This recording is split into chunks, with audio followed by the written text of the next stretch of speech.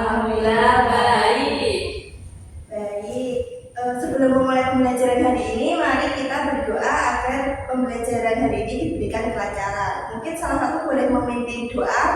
Saya Ibu, sebelum memulai pembelajaran pada pagi hari ini, alangkah baiknya kita berdoa terlebih dahulu. Menurut agama dan kepercayaan masing-masing, berdoa dimulai. Berdoa selesai. Baik, agar pembelajaran kita lebih nyaman, mungkin boleh dicek kerapiannya ya, di lingkungan sekitarnya, mungkin dicek kebersihan dan kerapiannya. Baik, hari ini kita bertemu kembali dalam mata pelajaran ilmu pengetahuan sosial.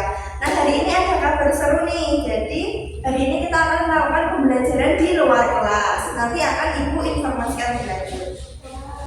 Nah, hari ini kita sampai pada materi interaksi sosial. Jadi hari ini kita akan mempelajari pengertian interaksi sosial, syarat-syarat interaksi sosial, dan bentuk-bentuk interaksi sosial.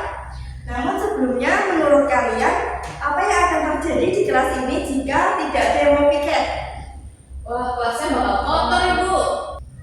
Betul sekali, jika tidak ada yang mau piket, pasti kelas kita akan kotor. Nah, piket termasuk kerjasama, dan kerjasama termasuk dalam interaksi sosial. Jadi mari kita mulai bahas interaksi sosial. Nah, yang pertama, apa sih yang dimaksud dengan interaksi sosial? Nah, di sini Ibu memiliki contoh dua tokoh yang bernama Ilham dan Sinta. Nah, pada suatu saat Ilham bertemu dengan Sinta. Ilham menyapa Sinta dengan mengucapkan halo Sinta, dan Sinta mengucapkan halo juga Ilham. Nah, ini disebut dengan interaksi karena adanya hubungan timbal balik. Nah, jika Ilham menyapa Sinta dan Sinta tidak menyapa balik, ini tidak disebut dengan interaksi sosial. Jadi interaksi sosial adalah hubungan timbal balik antara individu dengan individu, individu dengan kelompok, atau kelompok dengan kelompok. Nah, interaksi sosial ini terjadi ketika ada hubungan saling mempengaruhi pikiran, perasaan, ataupun tindakan. Jadi kita sebagai makhluk sosial itu tidak dapat hidup sendirian. Tanpa adanya interaksi, pastinya tidak akan adanya masyarakat, norma, maupun budaya. Nah, selanjutnya, hubungan apa saja sih yang bisa disebut dengan interaksi sosial? Jadi ada dua syarat yang harus terpenuhi. Syarat yang pertama yaitu kontak sosial. Kontak sosial ini merupakan awal terjadinya hubungan. Yang pertama ada kontak sosial primer atau tatap muka. Misalnya ketika Ilham dan Sinta bertemu dan mereka saling bersalaman. Nah, ini disebut kontak sosial primer karena terjadi secara langsung. Nah, kontak sosial yang kedua yaitu kontak sosial sekunder. Misalnya ketika Ilham dan Sinta saling menelpon melalui telepon. Ini disebut kontak sosial sekunder karena terjadi melalui perantara.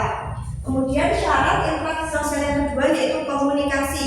Komunikasi merupakan penyampaian pesan dan ada respon.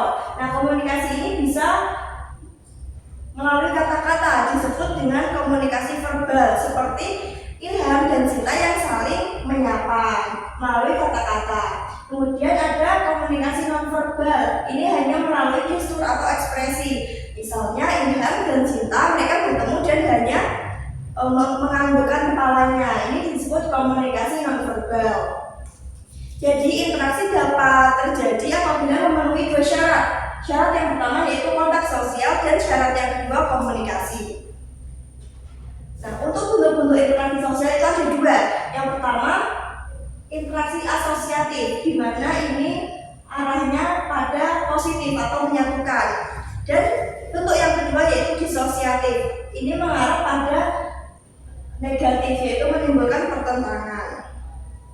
Nah, kemudian bentuk dari interaksi asosiatif yang pertama ada kerjasama. Contohnya ketika Ilham dan Sinta mereka mendapatkan tugas piket bersama di kelas. Nah, ini disebut kerjasama karena mereka mencapai tujuan bersama. Selanjutnya yaitu akomodasi.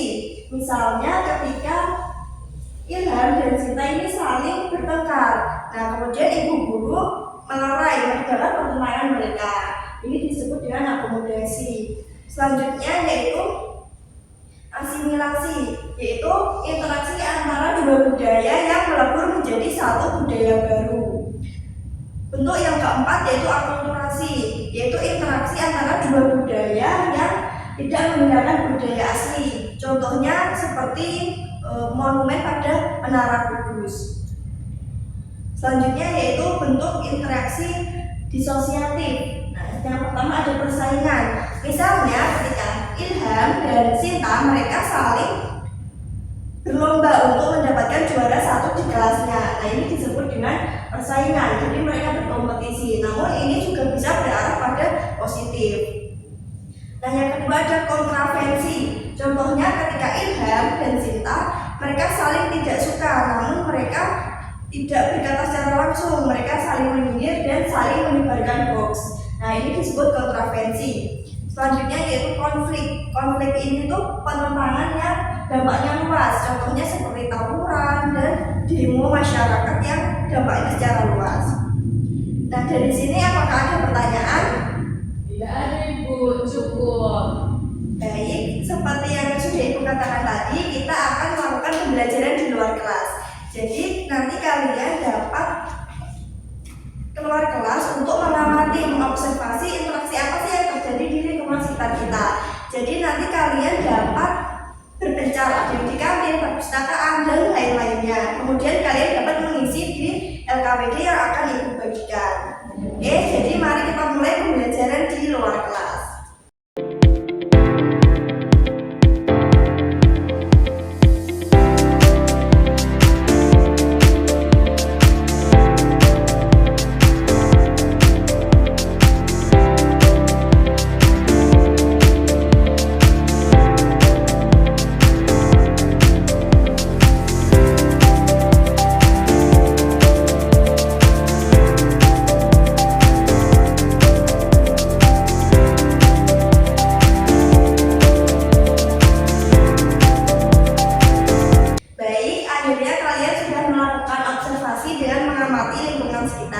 Adakah yang mau maju untuk menyampaikan temuan lapangannya? Saya Ibu.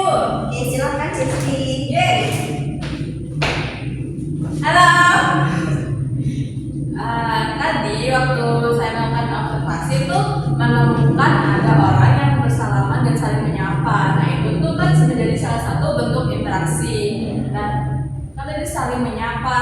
Nah, itu salah satu memenuhi syarat kalau interaksi sosial itu berupa komunikasi, karena mereka saling menyapa, gitu Ibu.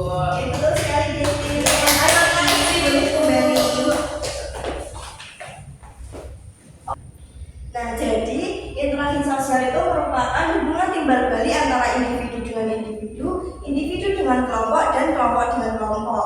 Nah, dapat dikatakan interaksi karena memenuhi dua syarat, yaitu kontak sosial dan komunikasi. Nah, untuk bentuk interaksi sosial itu ada interaksi asosiatif dan disosiatif. Nah, jadi kita harus mampu membedakan mana interaksi yang positif dan negatif agar tercipta lingkungan kita yang harmoni, penuh kerjasama dan penuh persatuan. Nah, dikarenakan pembelajaran kita sudah habis waktunya, maka Ibu cukupkan untuk pembelajaran hari ini. Oke, sebelumnya boleh dipimpin doa terlebih dahulu. Oke, sebelum menutup pembelajaran pada pagi hari ini, kita berdoa dulu.